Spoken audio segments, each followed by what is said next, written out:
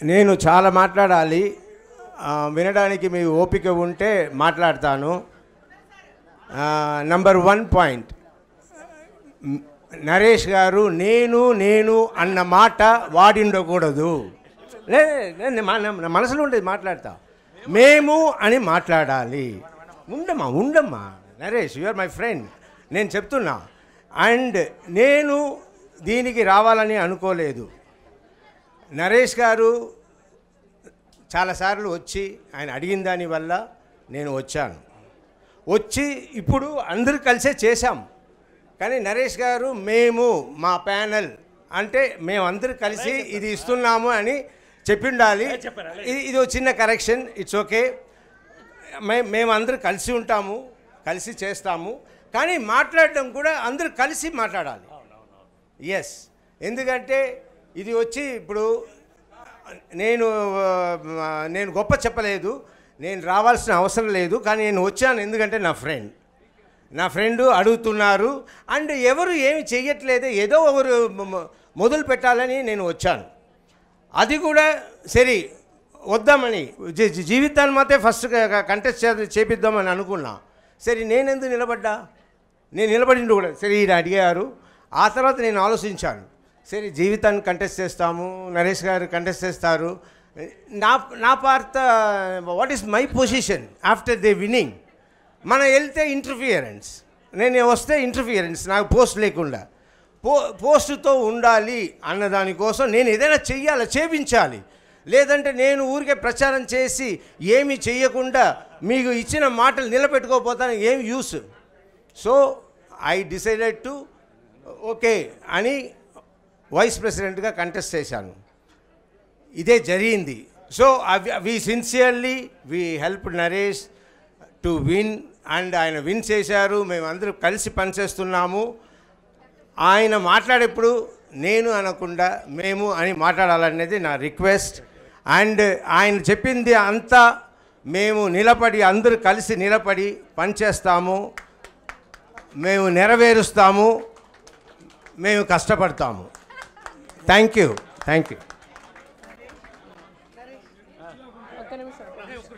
And ఇంకో మాట కూడా మాట్లాడాలి. నా ఫ్రెండ్స్ అంటే నా ఫ్రెండ్స్ కాదు, నా ఫ్యాన్స్ చాలా బాధపడి వచ్చి నా దగ్గర ఏంటి సార్ మీరు ఎప్పుడు చూసినా జీవిత గారు నన్ను అలా చూసుకుంటారు, జీవిత గారు ఇలా చూసుకుంటారు, అలా మాట్లాడుతున్నారు, మీ గురించి మాట్లాడరా అని అడిగాడు. నా గురించి నేను మాట్లాడను. నా గురించి మాట్లాడే వాళ్ళు కూడా జీవిత గారు తెలియదు ఎలా మాట్లాడాలా ఏంటి. సరే అది వదిలేండి. కానీ ఒకటి తెలుసుకోండి, నేను జీవితాన్ని ఒక డౌరీ లేకుండా పెళ్లి చేసుకున్నా.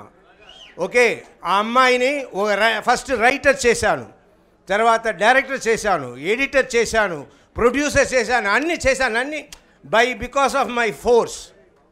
So Jeevitha is good, wonderful, great. But Jeevitha వెనక నేను ఉన్నానని మర్చిపోవద్దు.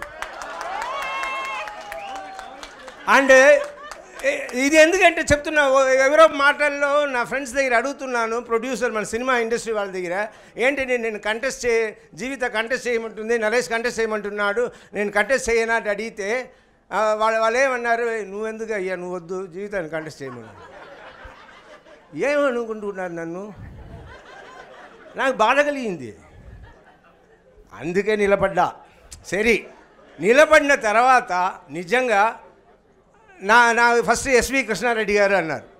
తర్వాత నాకు తెలియవచ్చింది శ్రీకాంత్ అని. నిజంగా భయపడ్డాను. ఎందుకంటే శ్రీకాంత్ అందరితో తిరిగేవాడు, అందరూ ఫ్రెండ్స్, అందరూ క్రికెట్ ప్లేయర్స్, అందరితో కలిసిమెలిసి ఉంటాడు. ఆయన ఎదిరించి నిలబడ్డాం. సో ఇలా ఒక సిచ్యువేషన్, ఇలాంటి సిచ్యువేషన్లో నిజంగా ఒక సైడ్ షూటింగ్ ఆల్రెడీ ప్లాన్డ్, దాన్ని క్యాన్సిల్ చేయలేకపోయాం. నేను షూటింగ్ అటెండ్ చేయాలి, అక్కడ సి కళ్యాణ్ టెన్షన్ అయిపోతాడు, నాకు ఉన్న పేరు ఇంకా పోతుంది, అందరూ ఏంటంటే వాడు షూటింగ్ వదిలేసి ఎలక్షన్ నేను వెళ్ళిపోయాడు అంటారు. సో ఇన్ని కష్టాల్లో నేను నా పిల్లల్ని పిలిచి, బంగారులు నేను అందరికీ ఫోన్ చేయగలుగుతానో లేదో, నాకు షూటింగ్ ఉంది, దయచేసి మీరు కూడా ఒకసారి నా కోసం ఫోన్ చేయండి అన్నా. నా పిల్లలు చేశారు, అండ్ నా వైఫ్ చేసుకుంది, జీవిత నేను అన్నాను, జీవిత నువ్వు నీకు కావాల్సిన వాళ్ళకి నువ్వు చెయ్యి.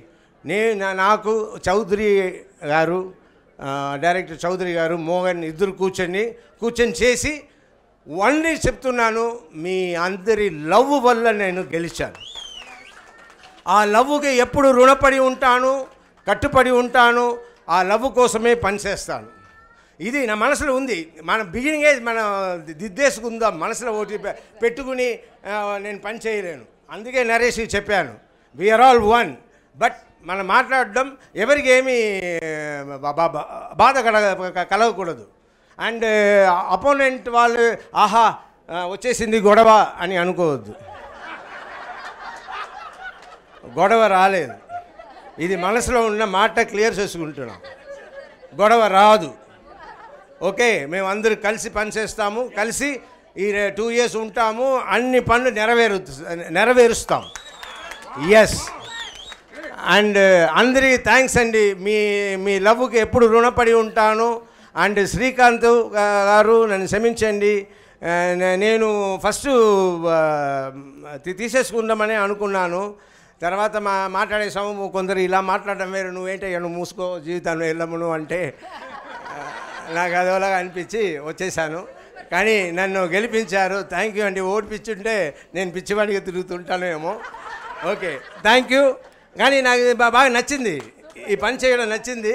కానీ ఒకటి చెప్పాలండి, నేను పొద్దున్న నుంచి అందరూ వచ్చారు, ఈవిడ అందరిని చూస్తే అందరూ నవ్వుతున్నారు, నేను నవ్వుతున్నాను. నేను మనసులో అనుకున్నాను, అబ్బో 200-300 మెజారిటీలో గెలుస్తాము అని అనుకున్నాను. నిజం, వాళ్ళ నవ్వులు చూసి అలా అనుకున్నాను. అన్నిటి ఓటింగ్ అయిపోయింది.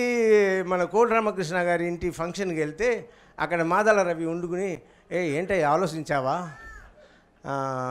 శ్రీకాంత్ మామూలు వాడా, ఓడిపోతే ఏమైపోతావని. అప్పుడే నాకు భయపడ్డాను. అయ్యో, మరి ఇంతమంది నవ్వారే. అవును, నవ్వితే అప్పుడే అనుకున్నా, అయ్యో వీళ్ళందరూ యాక్ట్ చేశారా. నాకు భయం, ఏమవుతుందో భయం.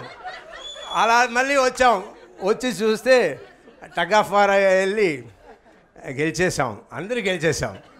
గ్రేట్. అండ్ ఇదే సంతోషంలో మేము పనిచేస్తాము, పనిచేసి చూపిస్తాం. Thank you.